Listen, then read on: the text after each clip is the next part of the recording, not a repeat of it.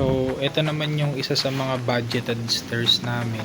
Kasi syempre hindi nga kayang I-beam kasi masyadong mahal. So, ang ginawa namin is nag-connect kami ng dalawang tubular dito para magmukha siyang 4 inches by 6.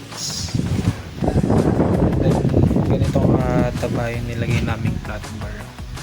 I think mga nasa 6 mm to. So, ganyan siya kakapal. Tsaka ang bigat. So, solid wood ang ilalagay namin dito. And, naka-engrave siya dyan. So, ipapatong na lang dito yung kahoy. Sobrang tigas talaga. So, no chance na lumando siya dito or lumando dun. Kasi sobrang kapal niya talaga.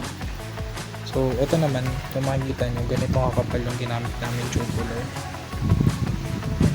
Kapal talaga yan. I think mga nasa 4 mm. So, dalawang C-bar siya na pinagdikit namin.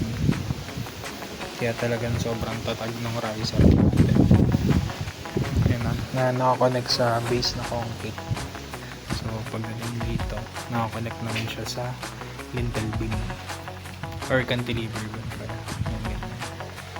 So, ayun siya. So, yung wood plank natin na solid, nasa paggawaan siya, ini-groove lang na ganito dapat ang lalim and ganito dapat yung sukat para isasalpak na lang siya. And maglalagay na lang tayo ng bolt. Sobrang stable. So ito, mid-end type ng materials and design, pero na-achieve pa rin natin yung open thread and modern look.